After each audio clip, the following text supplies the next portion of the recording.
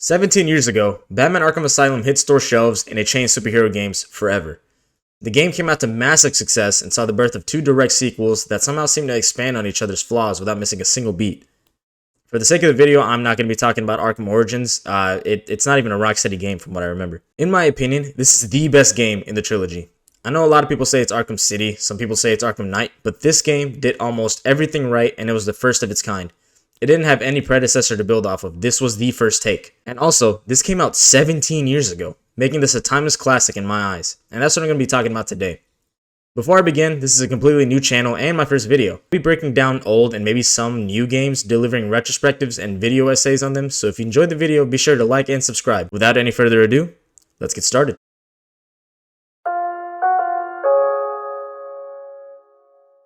The first thing that hits you when you play Arkham Asylum today is how the tone grabs you almost instantly. You're walking the Joker down to be processed into the asylum and are given a very cold introduction to the hospital. Small things like the lights flickering, the inmates cheering on Joker, to even the guards feeling uneasy about everything. This game immediately paints a very dark story that you're going to have to endure. The game isn't just dark, it feels haunted. The architecture of the building, tight corridors, the screams that you hear in the distance, it's all designed to unsettle you, but not overwhelm you. Not to mention literally 5 minutes into the game, you run into Killer Croc, foreshadowing all the shitting in your pants you'll be doing later in the game.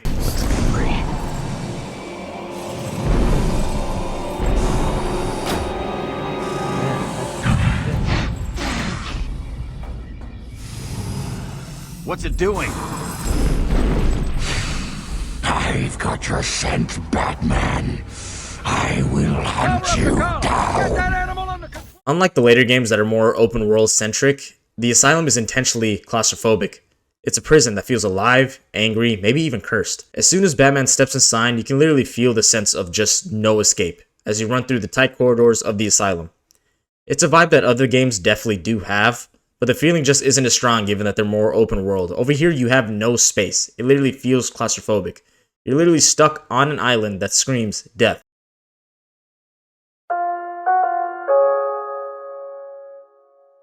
Similar to what I was saying before, the beginning 5 minutes of the game give you a very cold and sinister picture of what you'll end up enduring throughout the night. Rocksteady designed the intro perfectly, but what really hammers the point down is how immersed you can find yourself within the asylum. Typically, this could end up turning the player off of the game, as it would feel redundant, especially given the fact that sometimes you do run through the same corridors multiple times in the same game. The devs understood this and somehow were able to make your time in the corridors away from the action the most important part of the story. As you're running down these endless hallways, the Joker is constantly berating you and making jokes about the sinister things he has planned to come. Oh, look who it is! Are your pointy ears burning? I'd better warn my boys you're on the way. Hey, maybe I won't. It'll be a nice surprise. Now, to some, this could just feel like voiceovers being played while you're not exactly doing any action or there's no plot progression happening, but it's exactly quite the opposite. You see, the Joker is actually moving the plot along during the slower parts of the game. Every quote, every joke, never feels like just a line. It gives off the feeling that you're being watched. The Joker keeps you immersed in the story, making you feel as if every move is being watched and anticipated. Did you really think it was going to be that easy, Bats? I sent a few more of my boys your way. Let's see how you do with these As the player, you're never really given a break from the story to just like get back into reality, maybe even check on your phone. The Joker is literally holding you hostage psychologically.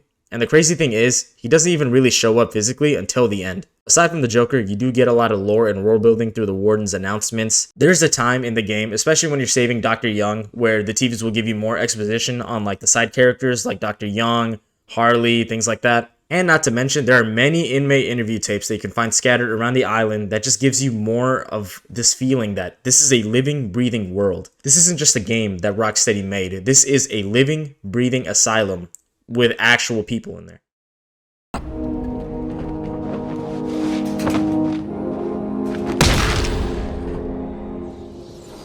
Not long after the Joker runs loose in the asylum, he captures Commissioner Gordon, which ends up taking us on this long chase to find the Commissioner before anything bad happens to him because 1, he's Commissioner Gordon for crying out loud, and 2, he is the Oracle's real-life father. Little trouble up there? Joker.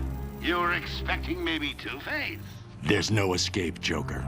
Silly bat! I don't want to escape. I'm having way too much fun. I even have you here to keep a smile on my face. Not for long. Really? We'll see. Ta-ta! Oh, I forgot to say. Just in case you were planning on following me, I've arranged a little insurance. Gordon is on his way to Harley as we speak. Officer Bowles. If I see you trying to follow me, he dies. In the chase, Batman finds Commissioner Gordon's dead body propped up against the wall, and immediately there's signs of something being up. Batman's eyes start glowing, the camera starts tilting left and right, there's faint whispers being heard as you walk into the morgue, and then there's the morgue. Faint whispers turn into really, really loud commands, shouting, "You shouldn't be here, get out."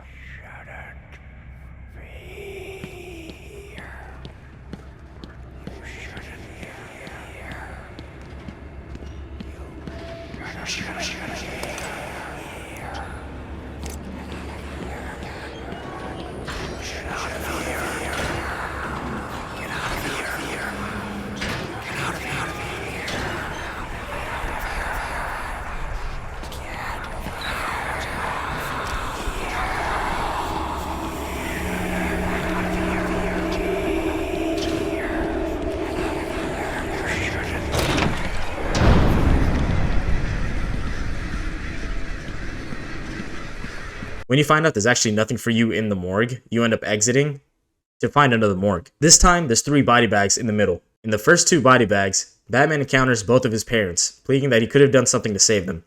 Immediately, you could hear in Kevin Conroy, or Batman's voice, that he's breaking inside. Of course, the death of his parents is the reason this entire franchise exists.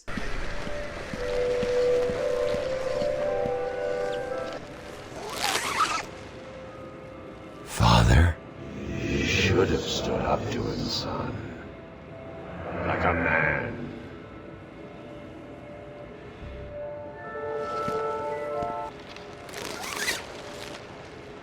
Mom? Help us, Bruce! Don't let us die! When you make your way towards the 3rd and final body bag, you meet a horrifying surprise.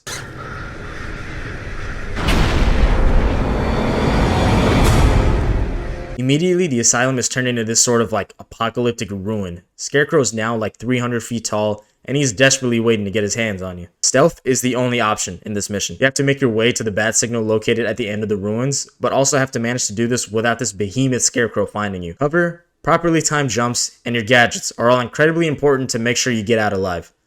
This mission is incredibly anxiety-inducing, and not to mention, you end up having to do this multiple times, each time with more obstacles. Scarecrow does end up becoming a main antagonist in Arkham Knight, but there is something about his presence in the asylum that's incredibly unsettling. Given the asylum's atmosphere, the uneasy horror of Scarecrow is amplified up to like 1,000. The asylum already feels insanely haunted, but when you throw in the Scarecrow essentially toying with your own personal fears, this is no longer just a Batman game. This is psychological warfare.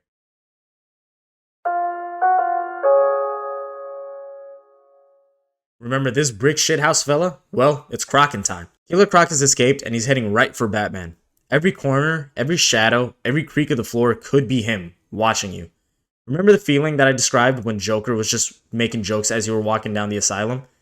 This is that up to like 1,000,000. His voice, a low rumble like a growl, echoing through the tunnels, and then you realize this isn't just a hunt for survival. It's once again psychological warfare. Killer Croc doesn't just want to kill the Batman. He wants to make him feel insignificant, lost in the dark. It literally feels like he feeds off the fear. It's a claustrophobic nightmare, once again, where the walls feel alive with every drip of water, every distant thud, and every once in a while you get a hint of something large and powerful moving just out of sight, but not enough to where you could actually see that it's Killer Croc. Then you hear it. The sound of wet footsteps behind you, slowly getting closer. You turn a corner, and there he is. It's a terrifying moment. His sheer size, his speed, the overwhelming force of his movements. It's not just the sheer size and speed that terrorizes you. It's the knowledge that you just can't escape him easily. You can't fight him in the traditional sense. Any punch, any kick really wouldn't do anything to something that size. You gotta remember, we're in his domain. He has the upper hand. This is Killer Croc's lair. The sewers are his hunting ground, and you are his prey. The deeper you go, the more isolated you feel. It's an anxiety-inducing game of cat and mouse. With every narrow escape, you kind of lose a part of yourself. Sure, Batman does end up escaping, but it's not just surviving the chase.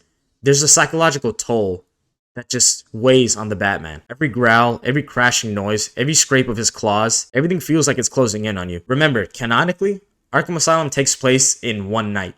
All of this stuff that Batman goes through is less than 12 hours. I know a big critique of Arkham Asylum is the boss fights, but I feel like this boss fight is done exceptionally well. Sure, there's some stinkers that we will get on with later, but given the completely separate atmosphere we're able to build in the same island, I feel like this is the perfect way to show Killer Croc. They very well could have easily just did the Bane fight just again, but in the sewer, but they didn't. They went for a more horror approach of it, and that's what made it even better. Keep in mind, by this point, Batman has already dealt with the Joker. He's already dealt with Scarecrow. He's got the Riddler just messing with him over and over again throughout the night. And now he has to deal with Killer Croc.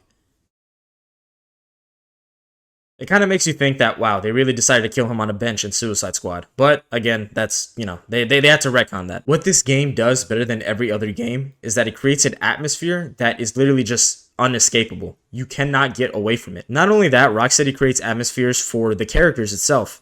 Like Killer Croc. Sure, it could have just been the sewers and you fight Killer Croc like how you fight Bane, but they did tweaks here and there to make it more horror-centric, to make it feel like you're actually being stalked and hunted, rather than the brute strength of Bane just running at you, then you just throw a batarang at him and walk away. Poison Ivy is another example. She has her own entire atmosphere. Hell, she has an entire area in the map just designed for her. This game just knows how to put the player into the game, instead of just playing the game.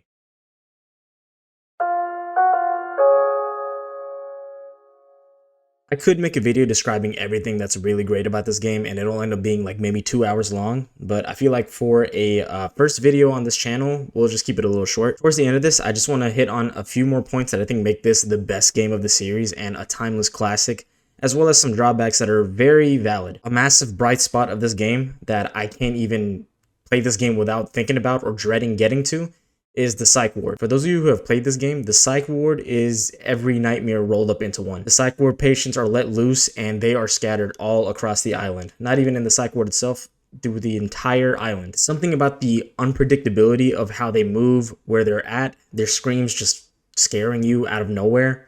Sometimes I forget I'm the Batman and I'm running away from these guys. This, along with a lot of the other elements in this game, really drives home the element of horror. This entire game is basically horror. The atmosphere is incredibly creepy. There's no bright spot where it's just like a moment of happiness. It's all gloomy and dark. And then when you have the inmates running around the entire map, which, by the way, when you finish the game, they're still all around the map. They don't disappear. They're all around Arkham Asylum. This game perfectly embodies how to do a proper horror game, even if you're not a horror game. Because at the end of the day, this is just a Batman game. A common criticism I do hear, which I actually completely agree with, is the boss fights. A lot of the boss fights are kind of boring. Bane is just, you know, throw a batarang, walk away, beat some bad guys up, and repeat. The Joker boss fight was very, very underwhelming. For a game that I would possibly give a 10 out of 10, the Joker boss fight maybe brings it down to like a 9.5, which still does say a lot about how bad the ending boss fight was. But at the end of the day, the strengths of this game, especially for something that was like a starter project, like there was no Arkham Knight before this, there was no Arkham City before this, this was the beginning.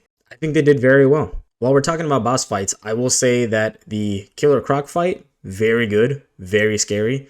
Poison Ivy fight, unpopular opinion, maybe, might actually be the best boss fight in this game. There is a challenge mode that you can complete. There's a bunch of those knick-knack teeth that you could knock off that are scattered all across the map, and you do get an achievement if you get all of them. Just about every new place in the map has a riddle to solve. A bunch of Riddler trophies scattered throughout the map, but that's more of just an Arkham thing, not just this game.